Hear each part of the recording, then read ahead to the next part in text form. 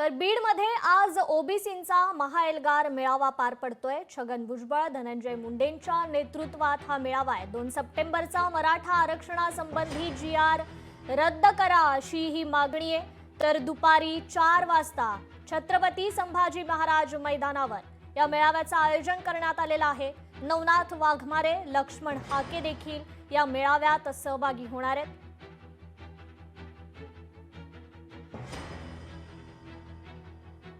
तर आपल्याशी आपले प्रतिनिधी हरिदास तावरे जोडले गेलेले आहेत। हरिदास, एकूणच कशी तयारी सुरू आहे त्या ठिकाणी या मेळाव्याची? दुपारी 4 वाजता छत्रपती संभाजी महाराज मैदानावर हा मेळावा होतोय।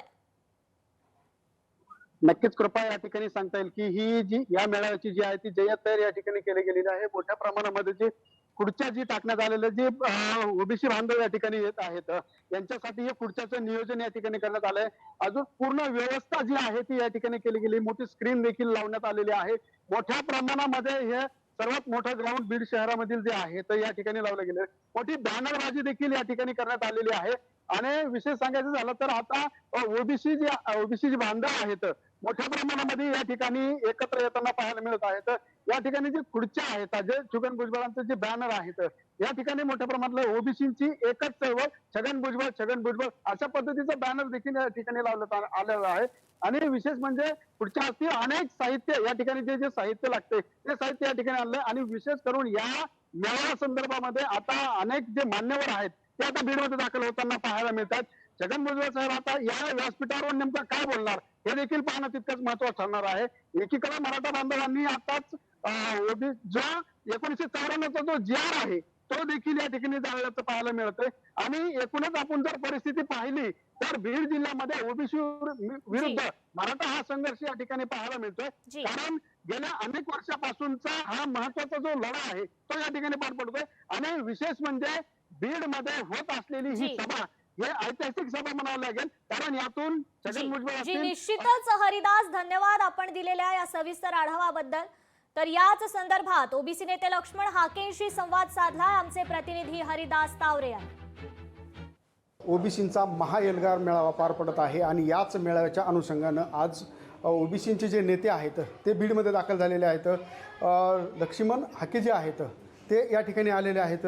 सर, काय सांगता येईल, या ठिकाणी आज ओबीसींचा महाएल्गार मेळावा पार पडतोय, काय असेल या महाएल्गार मेळाव्याचं नेमकं वैशिष्ट्य काय सांगता येईल? कारण या एल्गार मेळाव्यातून नेमकं काय इशारा असणार आहे तुम्हाला? बघा, महाराष्ट्र शासनानं 2 सप्टेंबरचा जो गव्हर्नमेंट रेझोल्युशन पारित केलं आहे, हा GR जोपर्यंत रद्द होणार नाही हा GR ओबीसीचं आरक्षण संपवणार आहे।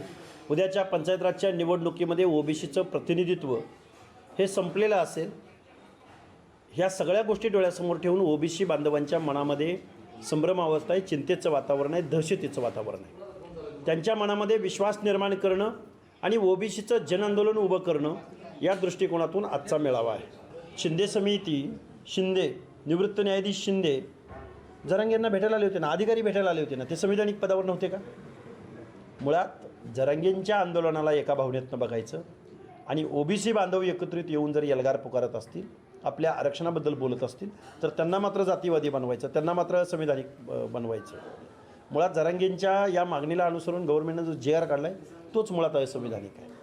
एकीकडे मुख्यमंत्री म्हणतात की DNA जो आहे तो आमचा ओबीसी आहे, मात्र एकीकडे राज्यात ओबीसी विरुद्ध मराठा हा संघर्ष नेमका का लावला गेला आहे, नेमकं काय सांगतो? मुख्यमंत्र्यांनी श्वेतपत्रिका जाहीर करावी।